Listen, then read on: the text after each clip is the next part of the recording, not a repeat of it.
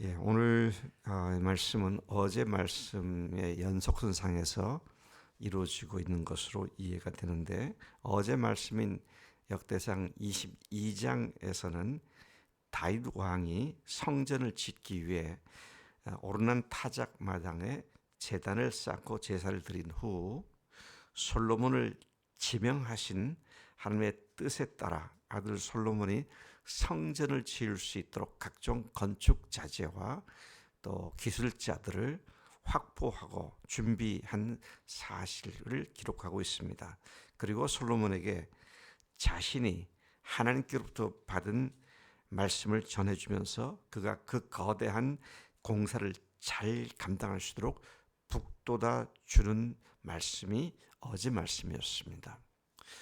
오늘 말씀은 그가 늙었기에, 다윗이 늙어서 솔로몬을 왕으로 삼고 또 그를 도와 성전 일을 하게 될 레위인들에게 각각 책임을 부여한 사실들이 기록되어 있습니다. 그가 계수한 30세 이상의 레위인 남자들은 숫자가 3만 8천 명이었다. 그렇죠? 그 중에 2만 4천 명이 성전 일을 보살피는 자들이었고, 6천 명은 관원과 재판관이었고, 그리고 4천 명은 문지기, 또 다른 4천 명은 악기로 하나님을 찬송하는 자들이었다. 악기로 하나님을 찬송하는 자, 성가대죠. 악기가 있는 걸 보니까 현대로 말하면 심포니 오케스트라, 단원 이렇게 얘기를 해도 과언이 아닐 것 같습니다. 근데 그 성가대, 찬양대 악기를 다루는 사람이 4천 명이었다. 제가 아직까지 전 세계 어디에서도 성가대가 4천 명으로 구성된 교회를 들어본 적이 없어요. 기껏해야 400명? 근데 그 옛날 예루살렘 성전에서, 지금부터 거의 3,000년 전 얘기입니다. 다윗 왕 때, 다윗 왕 때 4천 명의 성가대를 둔 이스라엘의 찬양대, 얼마나 하나님을 예배하는 일에 진지했던지 그들이 이렇게 했던 것을 보게 되는 것이죠. 그리고 6절 이하에는 레위 지파의 자손들의 족보가 쭉 기록되어 있는데, 특히 우두머리 역할을 했던 사람들 이름이 쭉 기록되어 있는 것을 봅니다. 그래서 23장을 쭉 읽어 내려가면 우두머리라는 말이 굉장히 많이 나오죠.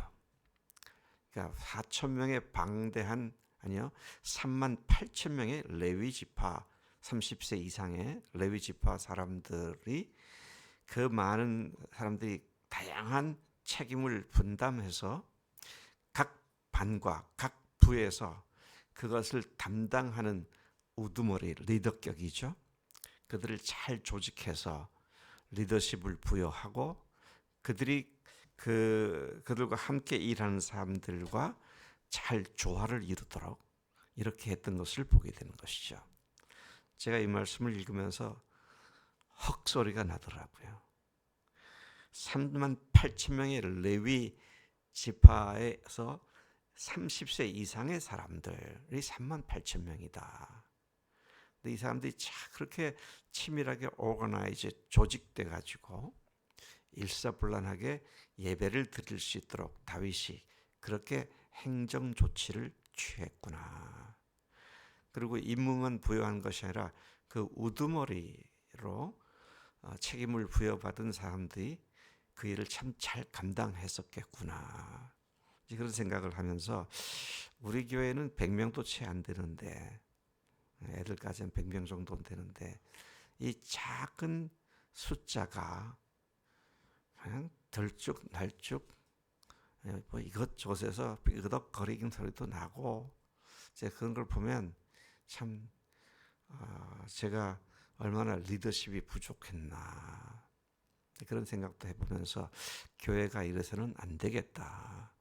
하나님께서 주시는 아주 잘 조직된 것들이 잘 움직일 수 있도록 영적으로 각 사람들이 충만해져야 이것이 가능하지 않는가. 제가 그동안 뭘 이렇게 하자고 하면 우리 교인들의 특징 중에 하나가 이해가 돼야 따르더라고요. 이해가 안 되면 안 따르려고 그래요. 참 못됐다 그런 생각이 들 때가 있어요. 우리가 언제 하나님의 일을 다 이해하고 했습니까? 그렇지 않잖아요. 리더십을 인정한다면 각 우두머리들이 그들의 리더십을 자기들에게 속한 그 반과 부에서 잘 인정받고 전체 이스라엘이 일사불란하게 하나님을 예배하는 민족으로 세워졌었다. 지금 이 얘기를 언제 지금 하고 있는 겁니까? 다윗 왕 때 한 얘기가 아니에요. 다윗 왕 때 이런 일을 했는데 이 얘기를 언제 했습니까?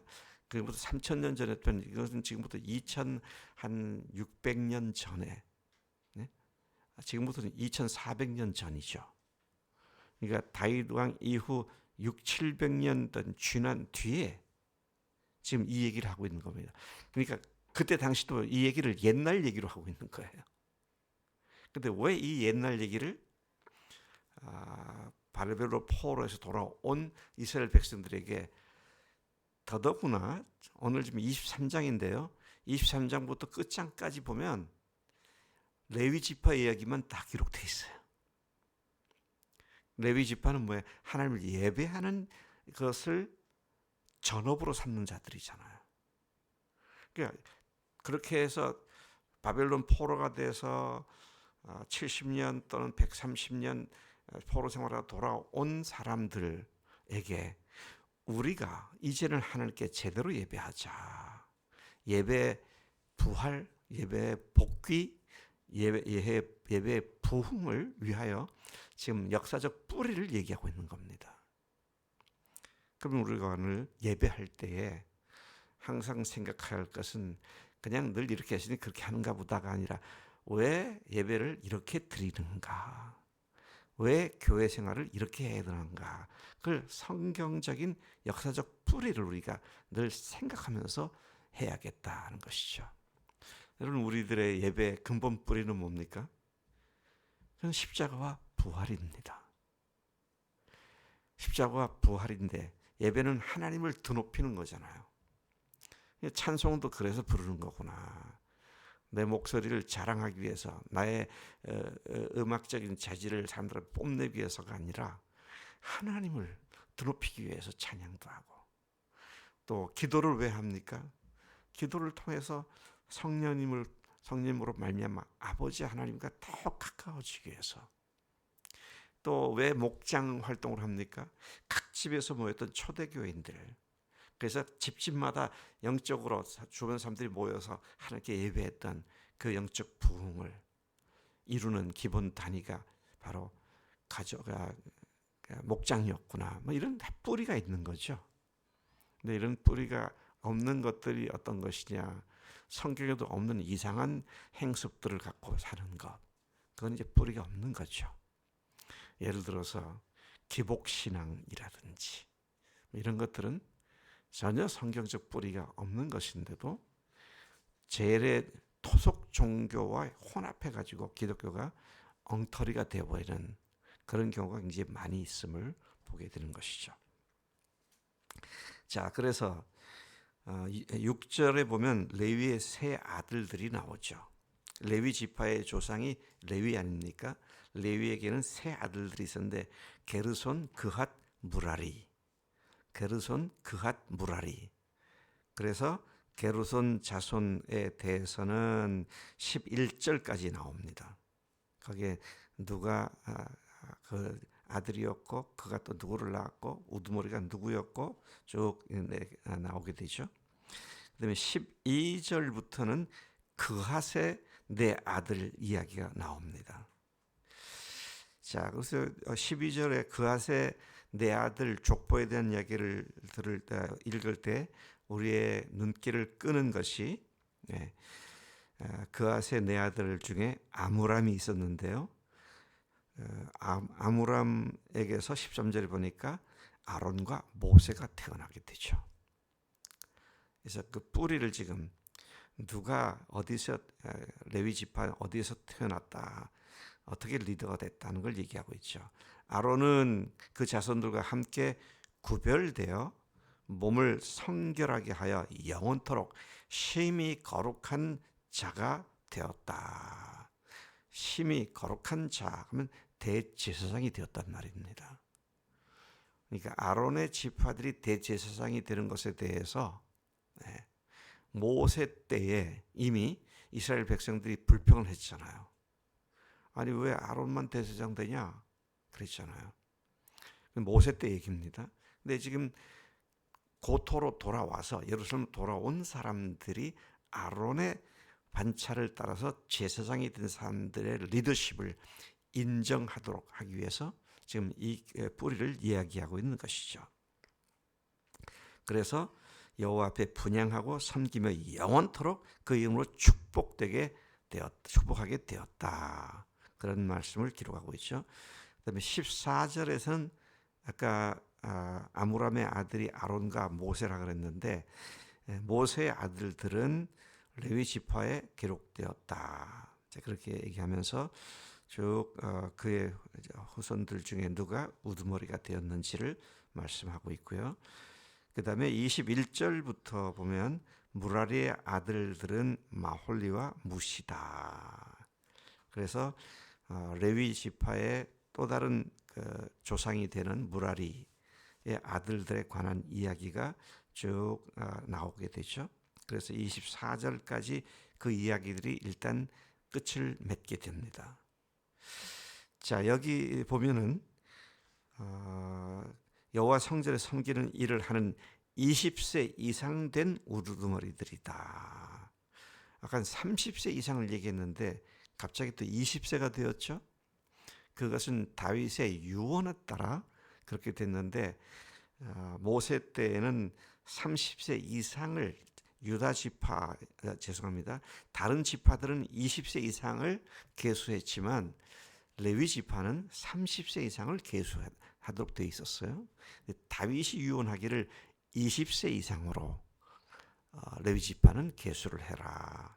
그렇게 해서 30세에서 20세로 레위 지파가 일해야 할 책임 연령을 10살을 낮추었다는 사실을 우리가 여기서 보게 되는데 이것은 28장 역대상 28장 29장의 다윗의 유언에서 나오는 이야기를 앞서 지금 얘기하고 있는 것이죠. 그리고 이제 25절 이하에서 본문은 다윗이 한 말을 다시 기록해 주고 있습니다. 그가 어떻게 레위 지파들로 하여금 무슨 일을 하게 했는지. 다윗이 사실은 성전 제사 제도를 만든 사람이잖아요. 솔로몬이 건축했지만 그 앞서 그런 솔로몬 율법을 따라서 어떻게 성전에서 사역을 해야 하는지를 세밀하게 기록해 두고 있는 것을 보게 됩니다.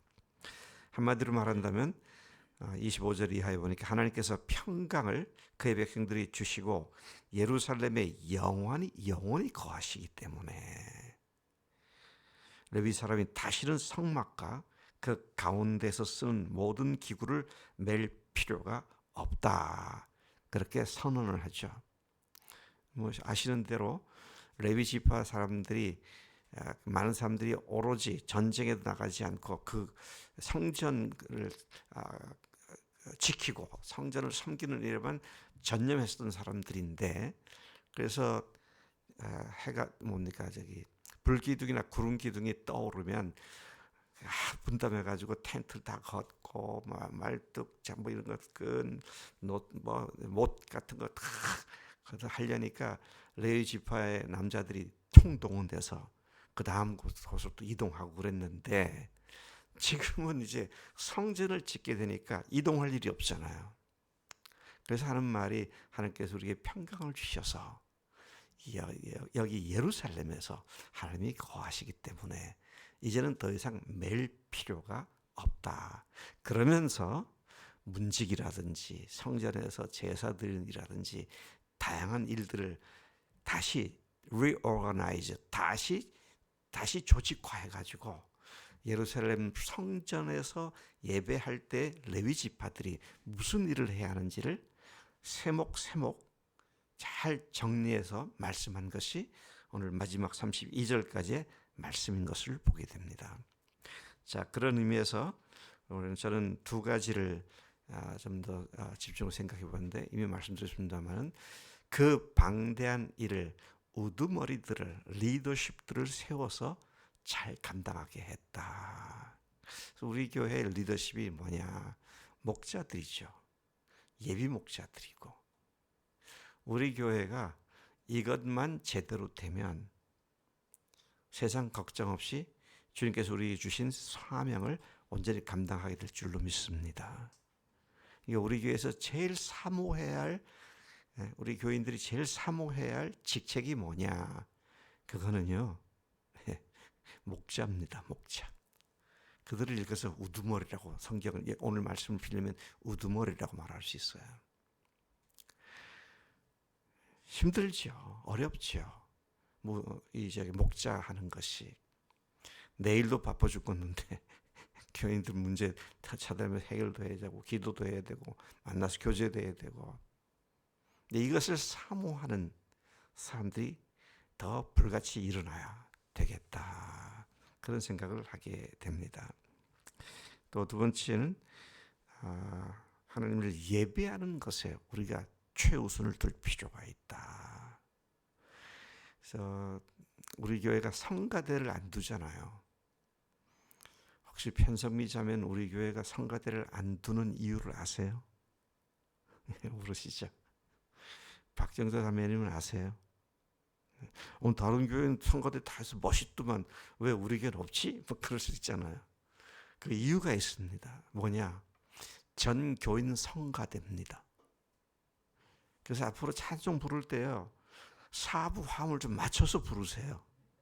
네? 할 수 있는 분들은 우리 소프라노는 이혜숙 자매님이 항상 리딩을 잘하더라고.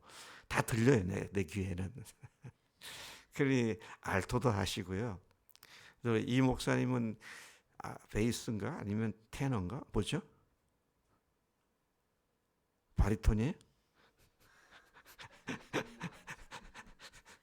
좀 그래가지고 찬송할 때마다 자연스럽게 합창돼가지고 하나님의 마음을 기쁘시게 해드리는 전교인 성가대를 해야 하지 않겠는가. 그래서 찬양 인도자가 있을 뿐이에요. 우리는 그 전교인이 그 찬양 인도자들의 인도에 따라서 하나님을 전교인들이 성가대가 되어가지고 찬양하는, 얼마나 귀한 일인지 모르겠어요.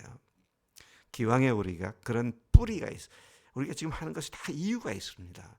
그것들을 잘 배우고 알아서 하나님을 예배하는 삶이 우리 속에 다시 부흥을 하게 되는 그런 축복이 있기를 간절히 소망합니다. 아버지 하나님 감사합니다. 이 아침 그 옛날 포로기에서 돌아온 유대인들이 그 옛날 다윗 왕 솔로몬 때 확정되어진 그 예배로 다시 돌아가기 위하여 우리 긴 역사 이야기를 듣고 그들이 그렇게 한 것을 보게 되는데, 하나님 오늘 우리가 예수님의 죽으심과 부활로 말미암아 하나님을 찬양하는 삶이 온 교회에 참으로 특징이 될 수 있도록 역사해 주옵소서. 우리 마음에 하나님을 예배하고 드높이는 것이 우리들의 간절한 소망이 되게 하시고 우리들의 즐거움이 되도록 우리에게를 다시 회복시켜 주시고 일으켜 주실 줄로 믿습니다. 각 사람들의 삶의 현장에서 날마다 주님을 예배하는 삶이 되도록 축복해 주옵소서. 예수님의 이름으로 기도로 삼나이다. 아멘. 아멘.